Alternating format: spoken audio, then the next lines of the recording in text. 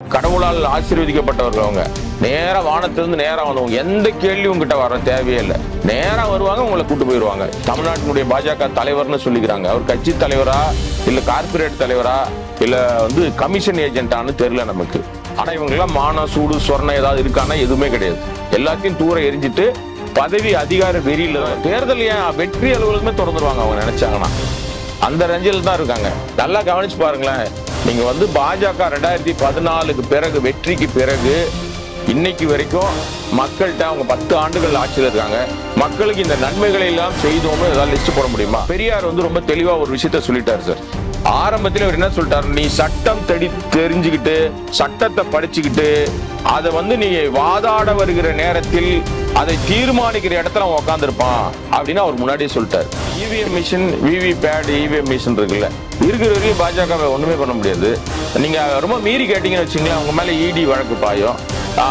சென்னையில் இருக்கிற commissioner office இருக்குல்ல, புது கமிஷனர் ஆபீஸ், அந்த அளவு அவருடைய அலுவலகம் இருக்கும். அப்ப அவரு கிட்டத்தட்ட 160 கண்ட்ரிகளுக்கு அவர் ஏற்றுமதி பண்ணிட்டு இருக்காரு. அண்ணாமலைக்கு தமிழ்நாடு குறித்ததான தப்பான தகவலை சொல்லிட்டே இருக்கணும். அதுவும் குறிப்பா திமுக அரசாங்கத்தின் மீது உளறிட்டே இருக்கணும் எதையாவது ஒரு விஷயத்த. அதுதான் அவருடைய நோக்கம். அவர் போய் அந்த ஜார்க்கண்ட்ல கவர்னர் ஒரு அங்கி மாட்டின உடனே இங்க ஆர்.என். ரவி என்ன அட்ராசிட்டி பண்றாரு அதெல்லாம் அங்க பண்ணிட்டு இருக்கு. சார் உங்களுக்கு கணக்கு வாத்தியார் சொல்லி கொடுத்ததும் எனக்கு கணக்கு வாத்தியார் சொல்லி கொடுத்ததும் ஒரே கணக்கா தான் இருக்கும் நியாயப்படி. அதான் உறுப்பியான வாத்தியாரும் சொல்லி கொடுத்துருப்பாங்க. இப்பவும் பாருங்க, இவிஎம் இருக்கிற வரையும் பாஜகவை அழித்து ஒழிக்கவே முடியாது. இப்ப 2024 இந்த நாடாளுமன்ற தேர்தல் தமிழ்நாட்டுல சூடு பிடிக்க தொடங்கி இருக்கு. இன்னைக்கு ஏன் இப்ப இதை பத்தி பேசணும்னா, பாஜக அவங்களுடைய தலைமை தேர்தல் அலுவலகத்தை ஓபன் பண்ணிருக்காங்க. எப்படி இவ்வளவு கான்பிடென்டா பண்றாங்க? அவங்க மிஷின் நம்பிக்கை தான். எந்திரம் இருக்குல்ல, வாக்காளர்கள் நம்புறது இல்லையா பாஜக? எந்த காலத்திலயும் நம்பாது. Machine, EVM machine, VVPAT, EVM machine இருக்குல்ல, இருக்கிற வரையும் பாஜக ஒண்ணுமே பண்ண முடியாது. நீங்க ரொம்ப மீறி கேட்டீங்கன்னு வச்சுங்களேன், அவங்க மேல இடி வழக்கு பாயும். ஐடி டிபார்ட்மெண்ட் வந்துருவாங்க, இல்லைன்னா சிபிஐ வரும். இடி சிபிஐ வருதோ ஐடி வருதோ இடி வந்துடும். இடிக்கு யாரும் கேட்க முடியாது. கடவுளால் ஆசீர்வதிக்கப்பட்டவர்கள் அவங்க. நேரா வானத்திலிருந்து நேரா வந்தவங்க. எந்த கேள்வியும் உங்ககிட்ட வர தேவையே இல்லை. நேரா வருவாங்க, உங்களை கூட்டு போயிருவாங்க. கேட்கறதுல கொத்தா கையெழுத்து வாங்கிட்டு உங்க மேல நடவடிக்கை எடுப்பாங்க. அப்ப இடிக்கு பயந்துதான் பல பேர் இன்னைக்கு அப்படியே வாய் மூடி மௌனமா இருக்காங்க.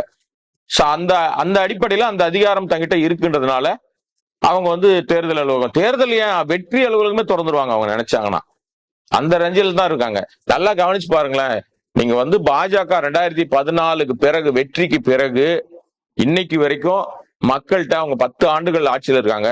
மக்களுக்கு இந்த நன்மைகளை எல்லாம் செய்தோம்னு ஏதாவது லிஸ்ட் போட முடியுமா? ஒரு விளக்கண்ணையும் கிடையாது. கச்சா எண்ணெய் விலை குறைஞ்சிருந்தா கூட பெட்ரோல் விலை ஏறிக்கிட்டே இருக்கும். ஆனா இவங்க எல்லாம் மானம் சூடு சொர்ணம் ஏதாவது இருக்கானா எதுவுமே கிடையாது. எல்லாத்தையும் தூர எரிஞ்சிட்டு பதவி அதிகார வெறியில தான் இருக்குதுங்க. மக்களுக்கு என்ன நல்லது பண்ணிருக்காங்க? விலைவாசி எங்கேயாவது இறங்கி இருக்கா? 2014 இருந்த நம்முடைய பொருளாதார நிலைமை இன்னைக்கு இருக்கா? இன்னைக்கு அடிப்படையில அதாவது தினக்கூலி வாங்கிட்டு இருக்கிறவங்க எல்லாம் மேல வந்திருக்கானா, மாச சம்பளம் வாங்கினவங்க தினக்கூலி வாங்குற லெவலுக்கு இறங்கிட்டான். கார்பரேட்ல இருக்கிறவன் இன்னும் பெரிய லெவலுக்கு போயிட்டானுங்க. அதுவும் குறிப்பிட்ட சில பேர் மட்டும் தான் உயர்ந்து போயிருக்காங்க. சிறு குறு தொழில்கள் எல்லாம் நசிஞ்சு போச்சு. திருப்பூர் பின்னலாடை தொழிலே காலி. இந்த அண்ணாமலைன்னு ஒரு மாஜி ஒருத்தர் இருக்காரு, தமிழ்நாட்டினுடைய பாஜக தலைவர்னு சொல்லிக்கிறாங்க. அவர் கட்சி தலைவரா இல்ல கார்பரேட் தலைவரா இல்ல கமிஷன் ஏஜென்டான்னு தெரியல நமக்கு. இவர் சொல்றார், திருப்பூர்ல இருந்து கிட்டத்தட்ட ஒரு 50,000 வட மாநில தொழிலாளர்கள் சொந்த ஊருக்கு போயிட்டாங்க. குஜராத், ராஜஸ்தான், உத்தரப்பிரதேசுக்கு போயிட்டாங்க. ஏன்னா அங்க மாநிலம் வளர்ச்சி அடைஞ்சிருச்சு, அதனால போயிட்டாங்க. உண்மை அதுவே கிடையாது. இவரை படிச்சிருக்காரா இல்லைன்னா படிச்ச தற்கூரியான்னு தெரியல. திருப்பூர்ல பெரும்பாலான சின்ன சின்ன கம்பெனிகள் மூடிட்டாங்க. பின்னாடை தொழிலே நசிஞ்சு போச்சு. ஏன்னா நம்ம ஒன்றிய அரசினுடைய தவறான வழிகாட்டுதல். பயங்கர விலைவாசி ஏறிடுச்சு. இங்க வேறு நாடுகள்ல இருந்து டி ஷர்ட் எல்லாம் இறக்குமதி பண்ணிட்டு இருக்கானுங்க. இங்க இருந்து நம்ம நாட்டுல, நம்ம திருப்பூர்ல இருந்து உலகின் பல நாடுகள்ல, எனக்கு தெரிஞ்ச ஒரு நண்பர் அந்த ஒரு டிஷர்ட் கம்பெனி நிறுவனம் வச்சிருக்காரு. நம்முடைய சென்னையில இருக்கிற கமிஷனர் ஆபீஸ் இருக்குல்ல, புது கமிஷனர் ஆபீஸ், அந்த அளவுக்கு அவருடைய அலுவலகம் இருக்கும். அப்ப அவரு கிட்டத்தட்ட 160 கண்ட்ரிகளுக்கு அவர் ஏற்றுமதி பண்ணிட்டு இருக்காரு. அப்படி ஒரு பெரிய நிறுவனங்கள்லாம் நடத்திக்கிட்டு இருக்கவங்க இப்படி நலிவை அடைய ஆரம்பிச்சிட்டாங்க. சிறு நிறுவனங்கள்லாம் மூடிட்டாங்க. காரணம், இந்த ஒன்றிய அரசாங்கத்தினுடைய தவறான நிதி கொள்கை, தவறான பொருளாதார கொள்கை, தவறான விஷயம், ஜிஎஸ்டியுடைய தாக்கம், கண்ணாபிடான்னு டாக்ஸ் போடுறது மொத்தத்தையும் உங்ககிட்ட இருந்து உறிஞ்சிக்கிட்டாங்கன்னா உங்களுக்கு என்ன வருவாய் கிடைக்கும்? அந்த அடிப்படையில தான் அங்க வந்து வேலை இல்லை. ஒரு கம்பெனியே நடத்த முடியல, உனக்கு எப்படி நான் வேலை கொடுக்க முடியும்? இல்லைன்னால அவன் என்ன பண்றான், ஒரு வழி இல்லை, அதனால அவன் சொந்த ஊரை பார்த்து போறான். நீங்க வைரஸ் காலகட்டத்துல லட்சமா நடந்து போனாங்களே, அப்பனா அப்படியே என்ன பெரிய மாற்றம் வந்துருச்சு, நடந்து போயிட்டாங்களா? அண்ணாமலைக்கு தமிழ்நாடு குறித்ததான தப்பான தகவலை சொல்லிக்கிட்டே இருக்கணும். அதுவும் குறிப்பா திமுக அரசாங்கத்தின் மீது உளறிக்கிட்டே இருக்கணும் எதையாவது ஒரு விஷயத்த. அதுதான் அவருடைய நோக்கம், மத்த எந்த விஷயமும் இல்லை. இங்க திராவிட முன்னேற்ற கழகத்தின் மீது வந்து இவ்வளவு விஷயங்கள் பேசுகிறவங்க அதிமுக பத்தி பேசவே மாட்டார் அண்ணாமலை. இவங்க பாஜகவை பத்தி பேசவே மாட்டார். ஏன்னா எல்லாம் பரிசுத்தமானவர்கள் பாருங்க, அங்கெல்லாம் ஒருத்தங்க கூட ஊழலே பண்றது இல்ல, எல்லாம் நேர்மை வியாதிகள் அவங்க எல்லாம். எப்படிங்க அது? நீங்க எடுத்து பாருங்களேன். நான் சொல்றது சாதாரணமா சொல்லுங்க, ஆதாரத்தோட சொல்லுவேன். நான் காஷ்மீர்ல இருந்து கன்னியாகுமரி வரைக்கும் எல்லா மாநிலங்களிலும் எதிர்கட்சிகள் மீது ஈடி இருக்கு, இல்லன்னு சொல்லுங்களேன். இப்ப நீங்க வந்து ஜார்க்கண்ட்ல என்ன நடந்துகிட்டு இருக்கு? முதலமைச்சர் அங்க இல்ல, பதவியை ராஜினாமா பண்ணிட்டாரு. தார்மீக அடிப்படையில நீங்க வந்து நியாயமா இருந்தா என்ன பண்ணணும்? நியாயமான ஒரு நிர்வாகம் நீங்க நடத்துறதா என்ன பண்ணணும்? ஜார்க்கண்ட்ல அவர் மீது என்ன குற்றச்சாட்டு வச்சீங்க? அவர் பழங்குடியினத்தை சேர்ந்தவர். நீங்க சுரங்க பிரச்சனை, சுரங்க ஊழல், நிலம் வாங்கினதுல உங்களுக்கு பிரச்சனை இருந்து நீங்க ஊழல்வாதி, ஓகே ரைட். இடி வந்து அவருக்கு சம்மன் அனுப்பிச்சு அவரை வந்து அரெஸ்ட் பண்ணிட்டாங்க. இப்ப தன் பதவியை ராஜினாமா பண்ணிட்டாரு. தன்னோட மந்திரி சபையில இருந்த ஒருத்தரையே அவர் வந்து முதலமைச்சர்னு சொல்லிட்டாரு. பெரும்பான்மை அவர்கிட்ட இருக்குது. நியாயமா இருக்கிறவங்க என்ன பண்ணிருக்கணும்? நியாயப்படி பெரும்பான்மை யாருக்கு இருக்கோ அவங்க ஆட்சி அமைக்க கூப்பிடணும் இல்லையா? ஆனா அங்க வந்து அவர் போய் சொல்றாரு, எனக்கு 46 உறுப்பினருடைய ஆதரவு இருக்கு, 49 பேரு, நீங்க எனக்கு ஆதரவு கொடுங்க அப்படின்னு கேட்டா கவர்னர் வந்து என்ன சொல்றாரு, இல்ல நான் ஆலோசிக்கணும், நான் வந்து இது சம்பந்தமா எனக்கு இன்னும் சில தகவல்கள் திரட்ட வேண்டியிருக்கு, சோ வெயிட் பண்ணுங்கன்றாரு. அந்த கவர்னர் யாருன்னா நம்மூர் ஆள் தான், தமிழ்நாட்டால் சிபி ராதாகிருஷ்ணன். அவர் என்ன பண்றாரு, இங்க இருக்கும்போது அவர் வந்து ரொம்ப அப்ராணியா இருந்தாரு, ரொம்ப நல்ல மனிதர், ரொம்ப அதிர்ந்து பேச மாட்டாரு, மென்மையான குணம் கொண்டவர், நல்லா பழகுவார், மீடியா கிட்ட எல்லாம் அவ்வளவு நல்லா பேசக்கூடிய ஒரு மனிதர்.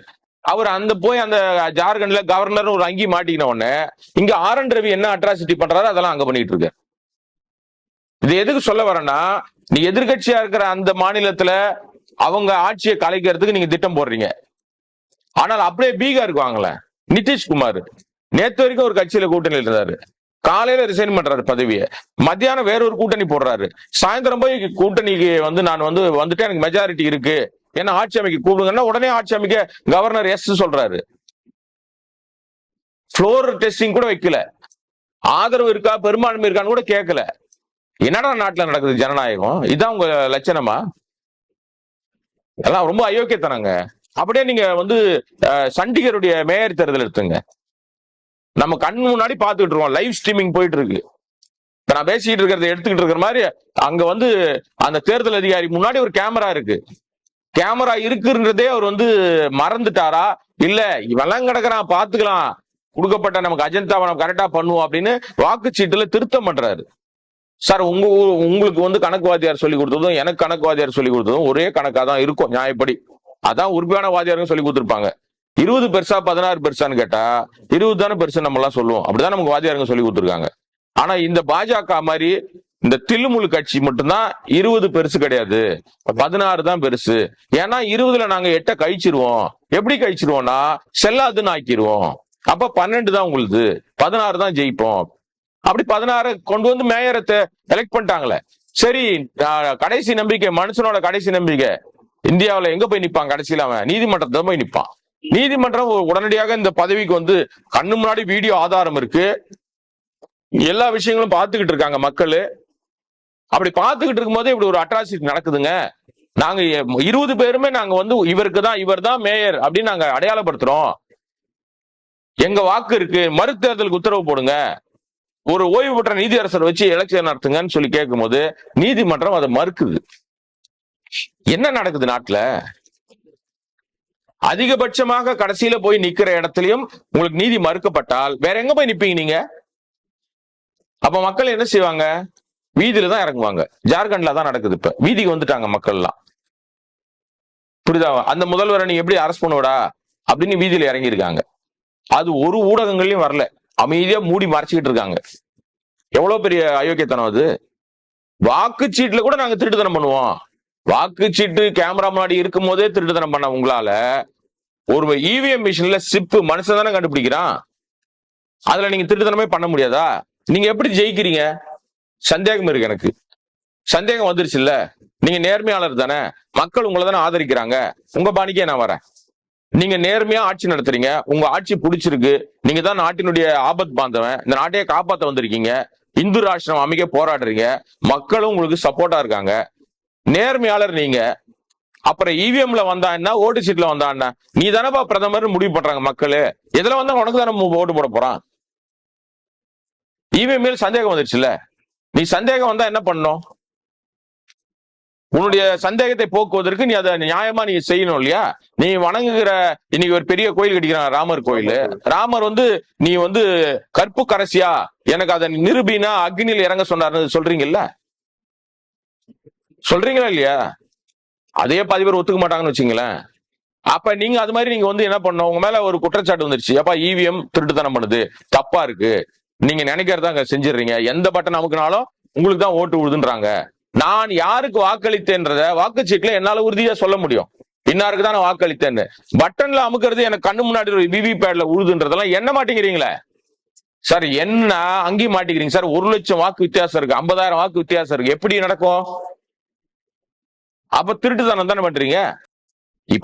இப்பவும் பாருங்க, இவிஎம் இருக்கிற வரையும் பாஜகவை அழித்து ஒழிக்கவே முடியாது. இப்ப அடுத்த தேர்தலையும் திருட்டுத்தனமா ஜெயிக்க போறாங்க சொல்றீங்களா? அவங்க வெற்றி திருட்டு மக்களை நம்புவதில்லை, வாக்காளர்களை நம்புவதில்லை, மிஷினையும் அதிகார வர்க்கத்தையும் தன்னாட்சி பெற்ற அமைப்புகளையும் நம்பிதான் ஆட்சி அதிகாரம். சார் பெரியார் ரொம்ப தெளிவா ஒரு விஷயத்த சொல்லிட்டாரு சார். ஆரம்பத்தில் அவர் என்ன சொல்லிட்டாரு, நீ சட்டம் தெரிஞ்சுக்கிட்டு சட்டத்தை படிச்சுக்கிட்டு அதை நீ வாதாட வருகிற நேரத்தில் அதை தீர்மானிக்கிற இடத்துல அவன் உட்கார்ந்து இருப்பான் அப்படின்னு அவர் முன்னாடியே சொல்லிட்டாரு. இப்ப நீ கடைசியில போய் நீதிமன்றத்தின் முன்னாடிதான் நிக்கிறீங்க. எல்லா நீதிமன்றங்களும் பல வழக்குகளை தாமாக முன் எடுக்குது.